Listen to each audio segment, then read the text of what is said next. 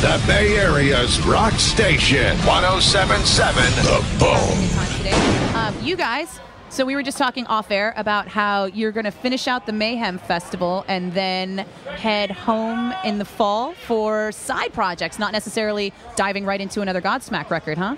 Not yet, no. We don't really rush those anymore. I mean, we just kind of get together when we feel like going for it and knock it out. And it's really, it's not a... I don't know, it's becoming easier for us, I think, to do Godsmack music because we've kind of identified what we need to be now. And I think the first couple records, even developing in through the third record, I think we were just kind of searching and honing in on what we do best.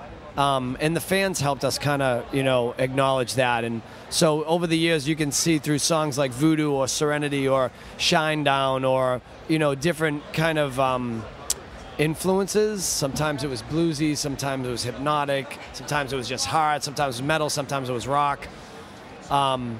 They've always humored us in a sense. They're like, just Shine Down, the song had a harmonica in it, and they're like, yeah, it's a good song, but when are you going to play Bad Religion? When are you going to play The Enemy? They want the heavy stuff, and that's when we were like, on the last record, on this record, The Oracle, we just said, we're going to write a record for the fans. This is what we like to play the most, and it's what they like to hear us sound like the most. So there was no ballads, there was no, there was nothing more than just straightforward ass-ripping kind of rock, and that's what we went for, a really tough sound. I've seen you guys play a lot, and every show has been like really, really heavy, really, really rocking. The drum thing that you do is always fun, and it sounds like you guys are going to just keep that going. I mean, after all these albums, is it a little bit hard to figure out what's put in a set list now? Or is it getting easier? No, like a different tour will be a different set list. Like when we headline, obviously we have more time, so we can put some deep cuts in there and stuff. If we're doing something like on the Crew Fest, that was like basically hit. Something like this, we can go a little deeper and play some cool stuff that we all love to play, some more of the metal stuff. But like Forever Shame that I butchered last night. It's the power hour, man. This set is the power hour. They gave us 60 minutes, so it's just like bam, bam, bam, bam, bam. Yeah. It's pretty ripping, man. It's cool. We were on stage last night playing, and halfway through the set, I'm thinking, wow, this is a really good set. Like it's seamless. It just bangs song after song after song, hit after hit, drum solo. It's a pretty powerful set. So it's just as fun for you guys to play as it is for people to watch. It's like a Bruce Lee punch, It's very small and packed, but boom, break your chest open. Now, I remember a long time ago, you guys were opening for Metallica, and I was at the Metallica rehearsals, and you walked into catering wearing giant bear claw fuzzy slippers, Sully. That sounds like me. Where does that come from, and do you still have those big, giant bear claw fuzzy slippers? I retired them because the problem was I wore them so much, like even on the street when we were touring, like in the parking lots, that I ruined, I wore holes in them, and so they're only soft bottoms and foam, and you can't really wear them on asphalt all the time. But anyways, yeah, I am the king of comfort. Like, I don't like jeans, I don't like boots anymore. If I had my way, even since I was a boy, I always was in pajamas. I'm okay with flannel pajamas and bare feet, and that's me.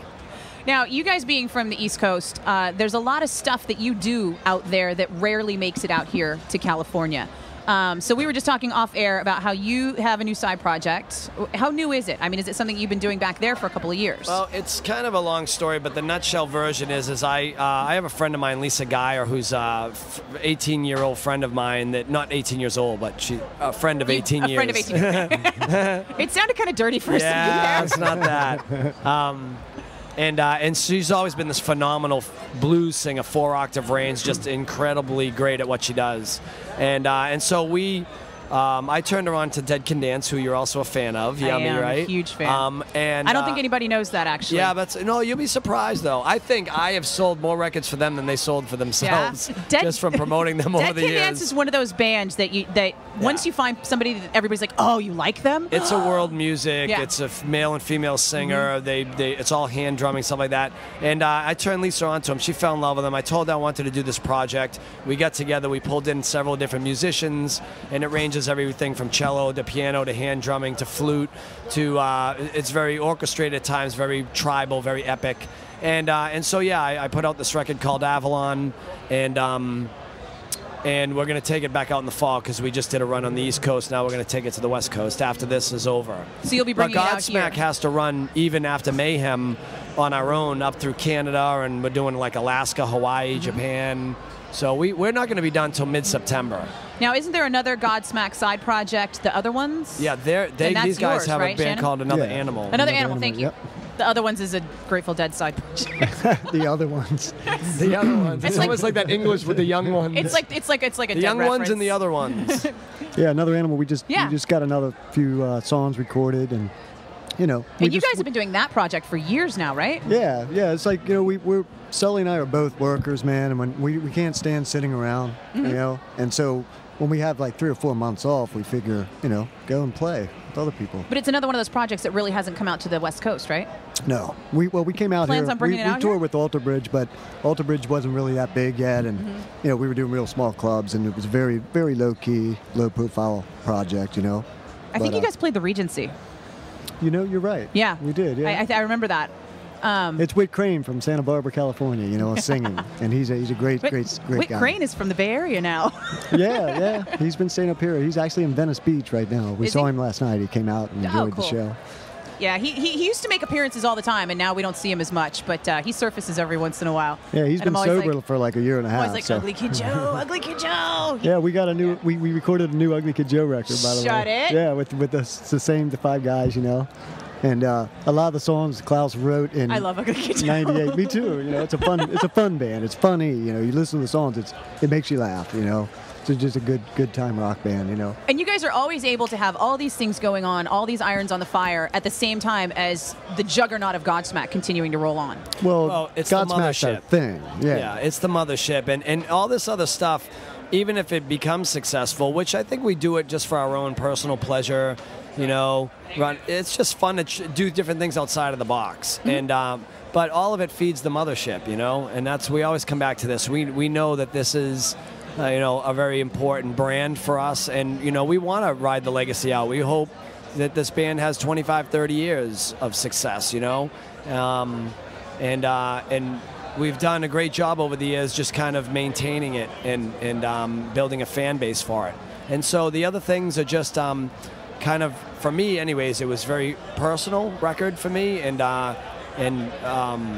just another side of me. I need to get away from rock and metal and all that stuff sometimes. I really don't listen to it on my off time or anything. I listen to a lot of different kinds of music, but there's another side to me that I really enjoy playing, and I think even Godsmack fans have known that about me since day one, because we have had songs like Voodoo and Serenity and those kind of more earthly songs, and so and that's all attributed to Dead Can Dance, because I've been a big fan of them. Vaz, Mazzy Star, I love the new Adele record. I just love music, really great quality music, and it was an opportunity for me to kind of create a record that was very visual and took people on a musical journey.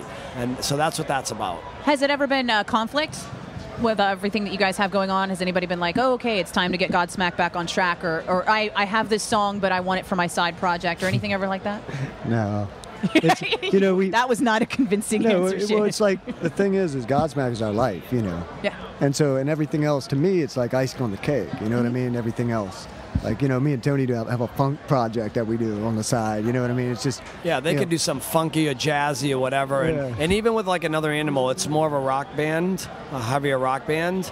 But it's still not doesn't sound like Godsmack, It's a different thing for them to kind of exercise some other like the little punk, it's a little punky and stuff, Yeah, it's just whatever.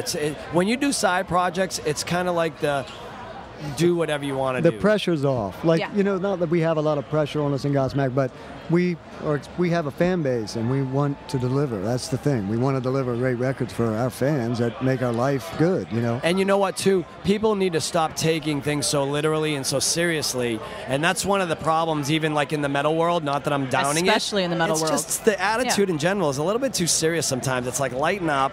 Kick off your combat boots for a second, unsnap your studded bracelet, and have a laugh at yourself. Because if you can't laugh at yourself, what's the sense of living? Which honestly, I think is what Death Clock was all about. Yeah. Yeah. And they're great. They were great last night, by Good the way. for them, right? Yeah. So for Godsmack fans, what are they looking forward to? Because you guys are going to go through this year and then be on hiatus, side project. Well, we don't know that. No, we're going to run Yeah? whenever we want to run. Whenever opportunities present themselves, we're going to do it. As far as recording a new record right now, I think it's a little bit premature to say when we're going to go into the studio and write.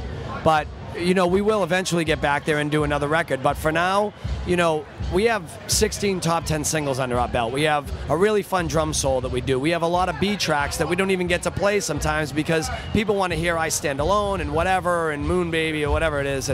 And so for us, it's just about servicing, you know, the fans, making sure that we try to do as best as we can to give them the songs that we feel that they want to hear, that have been the most successful for us over the years, and also satisfy ourselves for the tracks that we like to play. So, again, you know, we'll go out whenever we have the opportunity to, but you can't always be in America, and you have to give it a break sometimes. So if we're not touring in Europe or America or Japan or whatever, we do these other projects just to kind of not be sitting home for a year, you know, getting fat. Right.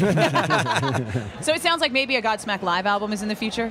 I've been pushing the label for a while to do this. We have tons. thousands of hours of Pro Tools recorded live, and we've never, I mean, we have enough to do 2 double live records. So I think for sure we're going to do that soon.